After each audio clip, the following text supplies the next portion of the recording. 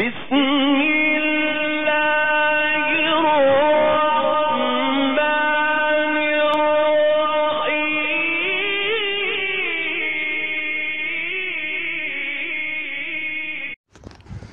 السلام علیکم ورحمۃ اللہ وبرکاتہ۔ نحمدہ ونصلی ونسلم علی رسولہ الکریم، اما بعد، اعوذ باللہ من الشیطان الرجیم، بسم اللہ الرحمن الرحیم۔ قال اللہ تبارک و تعالی فی القرآن المجید والفرقان الحمید،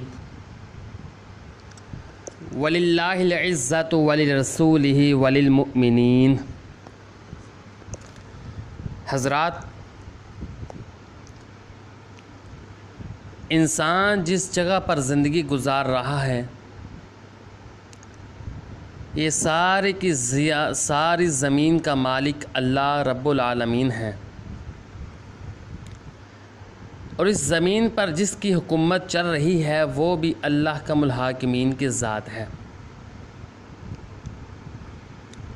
اس زمین پر انسان کی خود اپنی عزت سے بڑھ کر کوئی اور چیز نہیں ہے۔ مال، اولاد، کوٹھی، بنگلے، وزارات، صدارتیں اور چاہتیں، یہ سب اپنی اپنی جگہ پر، لیکن ایک صاحب بصیرت کے لیے اپنی عزت سے بڑھ کر کوئی اور چیز نہیں ہو سکتی۔ ایک صاحب بصیرت اپنی عزت پر سودے بازی نہیں کر سکتا۔ کتنی بڑی محرومی ہے اور کتنا بڑا بد نصیب ہے وہ شخص کہ جس کے پاس اللہ کا دیا ہوا تو سب کچھ موجود ہے، مگر دنیا اور آخرت میں یہ اپنی خود کی عزت کو گوا بیٹھتا ہے۔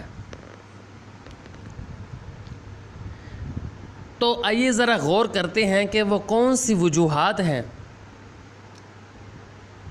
کہ جس وجوہات کی بنا پر انسان اپنی عزت کو کھو بیٹھتا ہے۔ آئیے ذرا غور کرتے ہیں۔ سب سے پہلی وجہ وہ کیا ہے کہ انسان جب تکبر کرنا شروع کرتا ہے تو تکبر کرنے کی وجہ سے انسان اپنی عزت کھو بیٹھتا ہے۔ تکبر کسے کہتے ہیں؟ صحیح مسلم کے اندر روایت موجود ہے، نبی کریم صلی اللہ علیہ وسلم نے فرمایا، الکبر بادر الحق وغمط الناس۔ اللہ کے پیارے پیغمبر صلی اللہ علیہ وسلم نے فرمایا دو چیزوں کا نام تکبر ہے۔ پہلی چیز فرمایا باطر الحق، حق کا انکار کرنا اور اس حق کو حقیر سمجھنا، اور خود کو اس حق سے بالا تر سمجھنا، کس چیز سے کہ وہ قبول کر لے۔ اب انسان ذرا اپنے معاشرے کے اندر ارد گرد ذرا غور کرے تو معاشرے کے اندر انسان کو بہت سے ایسے لوگ موجود پائے گا، بہت سے ایسے لوگوں کو دیکھے گا کہ جن کے سامنے اگر ان سے مقام و مرتبہ یا عمر و علم میں کم درجے کا شخص اسے کوئی حق بات کہہ دے اور اس حق کے حق ہونے پر کوئی بھی شک نہ رہے، مگر وہ شخص حق کو قبول کرنے سے انکار کر دیتا ہے صرف اس وجہ سے کہ یہ تو مجھ سے کم درجے کا ہے، اس کا میرے ساتھ کوئی سٹینڈرڈ نہیں، یہ مجھ سے کم درجے کا تعلق رکھتا ہے۔ اور دوسری چیز فرمایا ہوا غمط الناس، لوگوں کو حقیر سمجھنا۔ تو جو شخص تکبر کرتا ہے، لوگوں کو حقیر سمجھتا ہے اور حق کو حقیر سمجھتا ہے، لوگوں کو حقیر سمجھتا ہے، تو اللہ کے ہاں اس کی پھر کوئی عزت نہیں رہتی۔ اللہ اس کو دنیا کے اندر بھی ذلیل کرتے ہیں اور آخرت کے اندر بھی ذلیل کرتے ہیں۔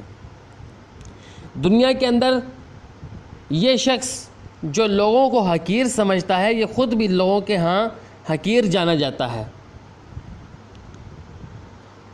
اور اس کے ساتھ ساتھ انسان ہمیشہ کے لیے اس کی عزت ملیا میٹ ہو جاتی ہے، اور آخرت کے اندر رب العالمین اس بندے کو کس طرح ذلیل کرے گا، کس طرح اس کی عزت کو ملیا میٹ کریں گا اللہ رب العالمین۔ نبی کریم صلی اللہ علیہ وسلم نے فرمایا یحشر المتکبرون یوم القیامت، اللہ کے پاک پیغمبر صلی اللہ علیہ وسلم نے فرمایا تکبر کرنے والوں کو قیامت کے دن اکٹھا کیا جائے گا، امثال ذری، فرمایا ان کے جو جسامت ہوگی وہ چونٹیوں کی مانند ہوگی۔ زر ایسی چونٹیوں کو کہا جاتا ہے جو سرخ رنگ کی ہوتی ہیں، سرخ رنگ کی اور چھوٹی ہوتی ہیں۔ فرمایا امثال ذری، ان کی جسامت جو ہے وہ چونٹیوں کی طرح ہوگی، سرخ چونٹیوں کی طرح۔ اور فرمایا فی صور الرجالی، لیکن چہرے جو ہیں وہ ان کے مردوں جیسے ہی ہوں گے۔ کیا مطلب کہ ایسے انسان جو لوگوں کو حقیر سمجھتا ہے، اپنی حقارت اور چھوٹے پن کی وجہ سے ان کی صورتیں تو انسانوں کی سی ہوں گی مگر ان کے جسم چونٹیوں کی طرح چھوٹے چھوٹے ہوں گے۔ اور پیارے پیغمبر صلی اللہ علیہ وسلم نے فرمایا یغشاہم الذل من کل مکان، فرمایا ہر طرف سے، ہر جانب سے ذلت ان پر چھا رہی ہوگی، یعنی وہ لوگ انتہائی ذلت اور رسوائی کے عالم میں ہوں گے۔ اور اللہ کا الحاکمین کے ہاں ان کی ذلت اور رسوائی کی وجہ کیا ہے کہ وہ تکبر کرتے تھے۔ اور اللہ کس طرح ذلیل کرے گا کہ اہل محشر کے ہاں، محشر کے پاؤں کے ذریعے ان کو رندوا کر اللہ ان کو ذلیل کرے گا۔ جب انسان کی جسامت چونٹیوں کی طرح ہو جائے تو پھر پاؤں میں کچلا ہی جائیں گے، اس طرح اللہ ان کو ذلیل کرے گا۔ اور فرمایا فَيُسَاقُونَ إِلَى سِجْنِ فِي جَهَنَّمَ، ان کو جہنم کے قید خانے کی طرف لے جایا جائے گا۔ اور اس قید خانے کا نام پیارے پیغمبر نے فرمایا یسمى بولسا، فرمایا اس طے خانے کا نام بولس ہے۔ بولس اس طے خانے کو کہا جاتا ہے، اس جگہ کو کہا جاتا ہے، جہنم کی اس جگہ کو کہا جاتا ہے کہ جس میں آگ انسان کو لپیٹ لے گی۔ میں تعلوہم نار انیاری یسقون من عصارت اہل النار طینۃ الخبال، پیارے پیغمبر صلی اللہ علیہ وسلم نے فرمایا انہیں دوزخیوں کی پیپ پلائی جائے گی پھوڑے اور پھنسیوں سے جو سڑا اور بدبودار ہوگا۔ تو معلوم ہوا کہ جو شخص دنیا کے اندر رہتے ہوئے لوگوں کو حقیر سمجھتا ہے، حق کو حقیر سمجھتے ہوئے تکبر کرتا ہے، پیارے پیغمبر صلی اللہ علیہ وسلم نے فرمایا اللہ اس شخص کو قیامت کے دن ایسے ذلیل کرے گا کہ ان کو چونٹیوں کے مانند کر کے لوگوں کے پاؤں میں رندوا کر جہنم کی ایک ایسی جگہ پر پھینک دیا جائے گا کہ جہاں پر جہنمیوں کی پیپ ہوگی اور گڑا سڑا ہوا گوشت ہوگا۔ تو یہ اس کی پہلی وجہ، پہلا سبب کہ جس کی وجہ سے انسان کی عزت نہیں رہتی، انسان اپنی عزت لوگوں کے ہاں اور اللہ کے ہاں کھو بیٹھتا ہے۔ تو اور دوسری وجہ وہ کیا ہے؟ وہ ہے حسب و نسب۔ اللہ کا الحاکمین قرآن مجید کے اندر فرماتا ہے یا ایھا الناس انا خلقناکم من ذکر و انثی وجعلناکم شعوبا وقبائل لتعارفوا ان اکرمکم عند اللہ اتقاکم ان اللہ علیم خبیر۔ فرمایا اے لوگو ہم نے تم کو ایک مرد اور ایک عورت سے پیدا کیا ہے، اور یہ جو تم نے قبیلے اور کنبہ اور قبیلہ بنایا ہے، فرمایا یہ صرف اور صرف تمہارے تعارف کے لیے ہے۔ دوستو یاد رکھو دنیا میں بہت سے ایسے کام ہیں کہ جن کاموں کی وجہ سے انسان غرور اور تکبر کرتا ہے، لیکن ان میں سے حسب و نسب سب سے بڑی چیز ہے، کیونکہ نسب کے ذریعے انسان لوگوں کو حقیر سمجھتا ہے اور اپنے آپ پر فخر کرتا ہے اور غرور و تکبر کرتا ہے۔ امام غزالی فرماتے ہیں کہ جس کا نسب اچھا ہو وہ دوسروں کو حقیر جانتا ہی جانتا ہے۔ حضرت ابو ذر رضی اللہ تعالیٰ عنہ فرماتے ہیں کہ ہم نبی صلی اللہ علیہ وسلم کے پاس موجود تھے کہ میرا ایک آدمی کے ساتھ بحث و تکرار ہوگی، جھگڑا شروع ہو گیا۔ تو کہتے ہیں میں نے اس کو کہا اے کالی کے بیٹے، تو نبی کریم صلی اللہ علیہ وسلم نے فرمایا اے ابو ذر، سفید عورت کے بیٹے کو سیاہ عورت پر کوئی فضیلت نہیں ہے۔ جب حضرت ابو ذر رضی اللہ تعالی عنہ نے یہ سنا تو فوراً ضمیر پر لیٹ گئے۔ کہتے ہیں میں نے اس شخص کو کہا کہ اے شخص میرے رخساروں پر کو پامال کرو، مجھے ذرا میرے رخساروں کو مارو تاکہ میں اپنی غلطی کا ازالہ کر سکوں۔ میں نے کیوں اس طرح فخر کیا ہے اپنے حسب و نسب پر؟ اور جو شخص حسب و نسب پر فخر کرتا ہے اور کرتا ہی رہتا ہے، انسان کا یہ وتیرہ بن جاتا ہے کہ وہ اپنے حسب و نسب پر فخر کرتا ہے، تو اللہ رب العالمین پھر اس شخص کو کیا سزا دیتے ہیں؟ نبی کریم صلی اللہ علیہ وسلم نے فرمایا لَيَنْتَهِيَنَّ أَقْوَامٌ يَفْتَخِرُونَ بِآبَائِهِمُ الَّذِينَ مَاتُوا إِنَّمَا هُمْ فَحْمُ جَهَنَّمَ أَوْ لَيَكُونُنَّ أَهْوَنُ عَلَى اللَّهِ مِنَ الْجُعَلِ الَّذِي يُدَهْدِهُ الْخِيَرَاءَ بِأَنْفِهِ۔ پیارے پیغمبر صلی اللہ علیہ وسلم نے فرمایا بے شک وہ لوگ جن کے آباء و اجداد مر گئے اور جہنم کے وہ کوئلے بن گئے، فخر کرنے سے باز آ جائیں، ورنہ فرمایا او لیکونن اہون علی اللہ من الجعل الذی یدہدہ الخیراء بانفہ، وگرنہ وہ اللہ تعالیٰ کے ہاں ان کی عزت اس سے بھی کم ہو جائے گی کہ جو بدتر ہو جائے گی، اس چیز سے بھی اس کی عزت اس سے بھی کم ہو جائے گی، اس سے بھی بدتر ہو جائے گی، اس کیڑے سے بھی کہ جو گندگی کو اپنے ناک کے ذریعے دھکیلتا ہے۔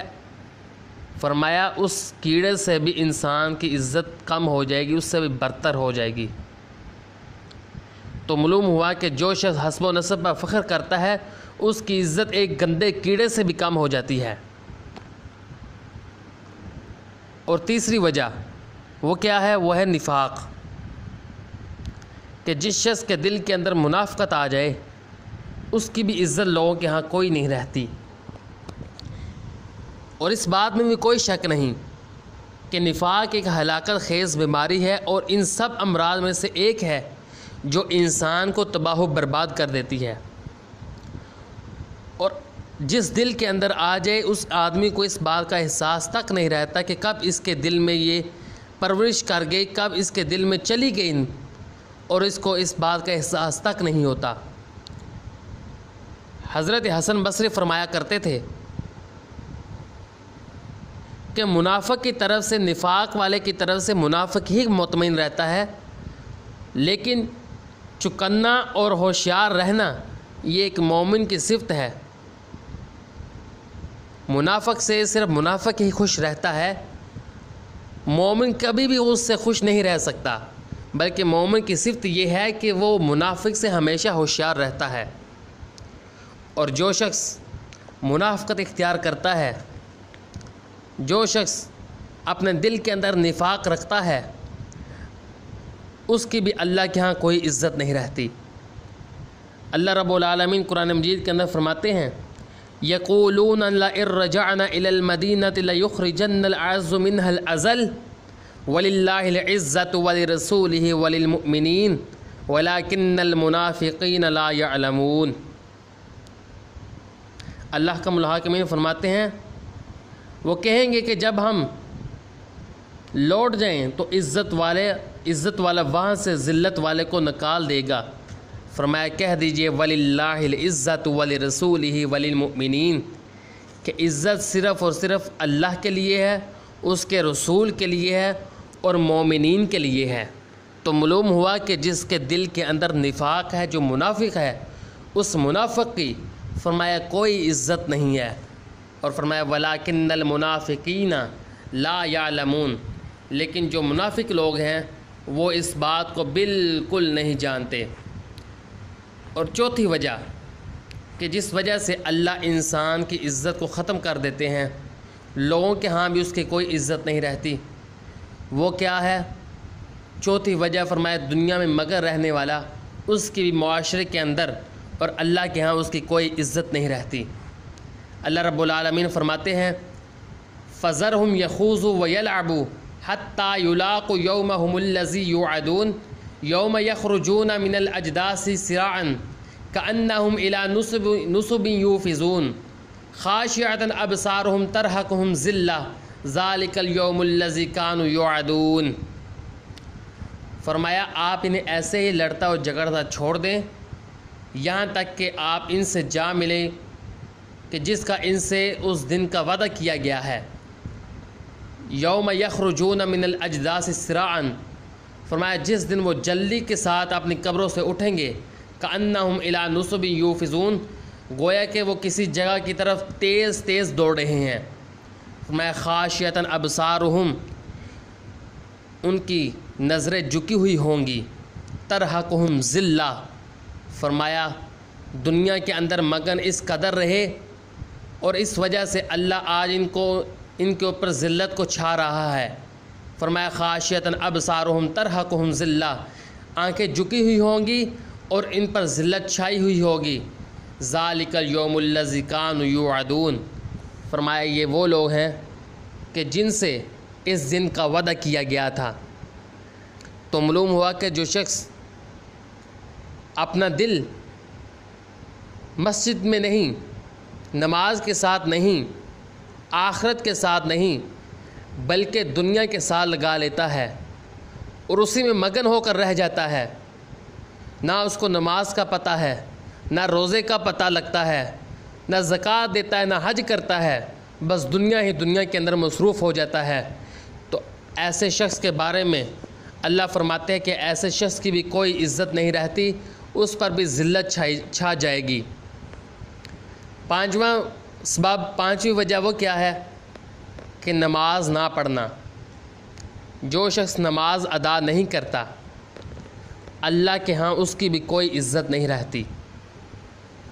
سورۃ القلم کے اندر اللہ رب العالمین فرماتے ہیں یوم یکشف عن ساق ویدعون الی السجود فلا یستطیعون خاشعۃ ابصارہم ترہقہم ذلہ وقد کانوا یدعون الی السجود وہم سالمون۔ اللہ رب العالمین فرماتے ہیں کہ جس دن پنڈلی سے کپڑا ہٹا دیا جائے گا، ویدعون الی السجود، اور ان کو سجدوں کی طرف بلایا جائے گا، فلا یستطیعون، لیکن وہ اس بات کی طاقت نہیں رکھ سکیں گے کہ وہ سجدہ کر سکیں۔ فرمایا دنیا کے اندر بھی نماز نہیں پڑھتے تھے، دنیا کے اندر بھی اللہ کے آگے نہیں جھکتے تھے، تو آج قیامت کے دن بھی یہ نہیں جھک سکیں گے۔ اور کیا سزا ہوگی؟ فرمایا خاشعۃ ابصارہم، ان کی نظریں جھکی ہوئی ہوں گی، ترہقہم ذلہ، ان پر ذلت چھائی ہوئی ہوگی، وقد کانوا یدعون الی السجود وہم سالمون۔ دنیا کے اندر جب وہ صحیح سلامت تھے، جب ان کو کوئی بیماری نہیں تھی، ہاتھ بھی سلامت ہے، پاؤں بھی سلامت ہے، صحت بھی تھی، تندرستی بھی تھی، اس وقت جب ان کو بلایا جاتا تھا تو یہ اس وقت نہیں آتے تھے، اور آج جب اللہ ان کو بلا رہا ہے، آج جب جھکنے کا وقت آیا ہے تو ان کو جھکایا نہیں جا رہا بلکہ ان کو ذلیل کیا جا رہا ہے۔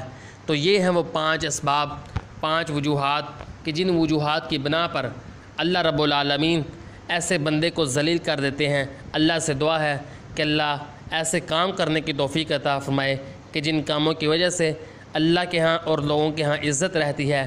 اقول قولی ھذا